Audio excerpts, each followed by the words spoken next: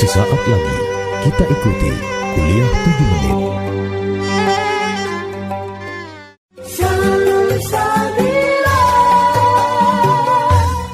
Assalamualaikum warahmatullahi wabarakatuh. Bismillahirrahmanirrahim. Alhamdulillahilladzi hadana ala dinil Islam. Wassalatu wassalamu ala sayyidina wa maulana Muhammad wa ala alihi wa ashabihi ajma'in, amma ba'du. Sahabat Salsabila yang dimuliakan Allah, Perang Qadisiyah terjadi pada bulan Sya'ban tahun 636 Masehi. Tatkala itu pasukan Persia menyerang kaum muslimin secara licik. Pertempuran liar, menelan banyak korban dari pihak kaum muslimin. 40.000 kaum muslimin gugur sebagai syahid dalam satu hari karena penduduk Irak berkhianat. Berita-berita ini sampailah kepada Khalifah Umar bin Khattab.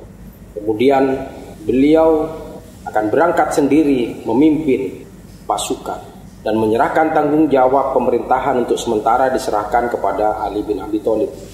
Berangkatlah Amirul Mukminin Khalifah Umar bin Khattab bersama beberapa pasukan.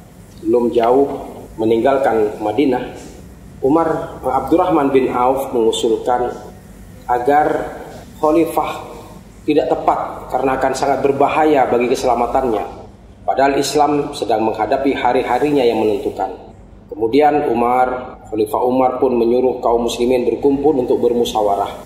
Siapa yang akan memimpin pasukan? Bermusyawarahlah para pejuang yang akan berangkat. Kemudian Abdurrahman bin Auf mengusulkan agar mencari pemimpin untuk menggantikan khalifah menuju ke medan perang. Khalifah Umar bertanya, menurut kalian siapa yang bertugas sebagai panglima perang?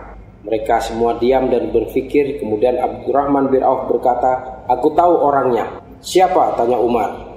Abdurrahman bin Auf menjawab, singa yang menyembunyikan kukunya. Dia adalah Sa'ad bin Malik Az-Zuhri atau dikenal dengan Sa'ad bin Abi Waqqas. Sa'ad bin Abi Waqqas adalah seorang di antara 10 sahabat yang mendapat kabar gembira masuk surga.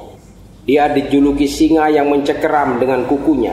Dia adalah orang pertama yang melontarkan panah dalam perang di jalan Allah. Dan sebagai orang keempat yang mendapat hidayah merasakan indahnya Islam melalui dakwah Abu Bakar ketika usianya menginjak 17 tahun.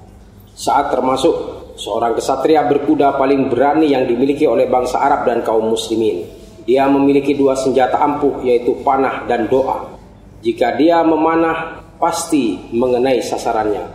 Dan jika berdoa pasti dikabulkan. Ini disebabkan oleh doa Rasulullah SAW untuk dirinya pada suatu hari. Ketika Rasulullah menyaksikan dari Sa'ad sesuatu yang menyenangkan dan berkenan di hati Rasulullah, beliau berdoa, ya Allah, tepatkanlah bidikan panahnya dan kabulkanlah doanya.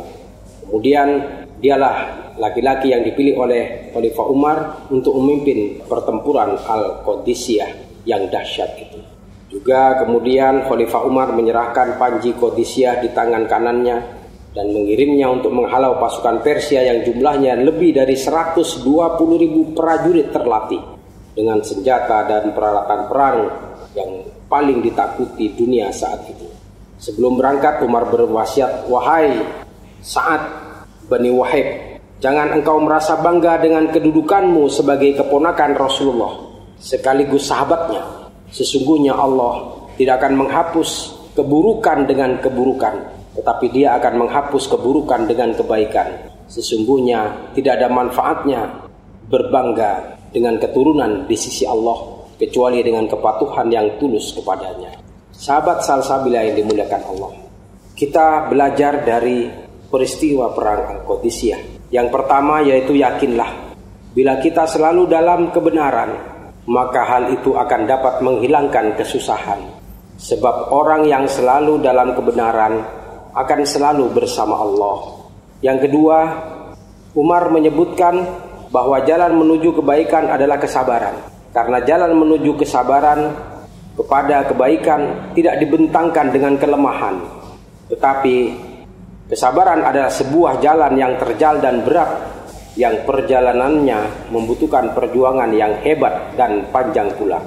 Maka barang siapa yang ingin menempuhnya harus memiliki bekal yang bernama kesabaran.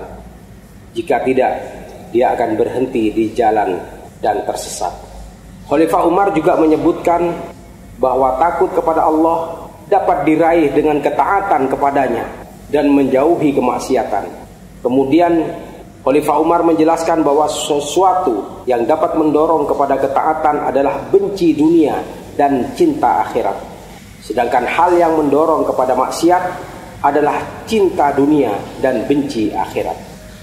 Sahabat salsabilah yang dimuliakan Allah, dalam perjalanan peristiwa Qudisiyah itu juga Khalifah Umar menyampaikan surat, dan surat itu ditujukan kepada Sa'ad bin Abi Waqqas, menunjukkan suatu prinsip bahwa cara-cara interaksi secara bervariasi tergantung situasinya dalam hal tinggal di wilayah orang lain. Jadi kalau kita tinggal di wilayah orang lain, maka berinteraksilah dengan ahli soleh, dengan orang-orang suluh, orang-orang yang biasa berdamai, dan tidak membebani mereka di luar batas kesanggupannya. Umar meminta kepada panglimanya Sa'ad bin Abi Waqqas agar tidak menzalimi ahli suluh ketika ingin mengalahkan pasukan musuh. Hendaklah minta bantuan kepada penduduk pribumi yang dapat dipercaya secara mutlak, dalam arti dengan kehati-hatian, agar tidak berlebihan dalam berprasangka baik kepada mereka.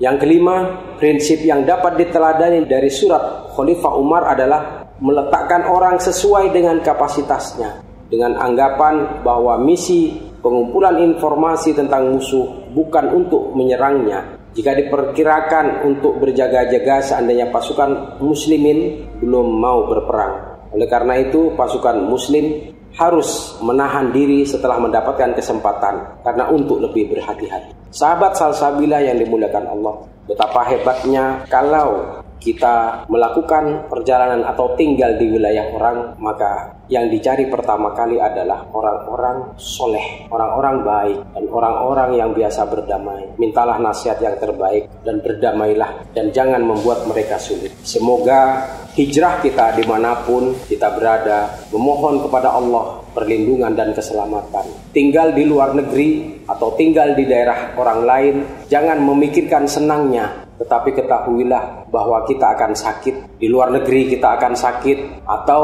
di kota lain kita akan sakit. Siapa akan yang akan mengurus kita kalau bukan orang-orang baik yang kita kenal pertama kali di daerah itu? Semoga Allah memberikan jalan terbaik dalam setiap ikhtiar dan usaha kita. Wallahu a'lam. Wassalamualaikum warahmatullahi wabarakatuh.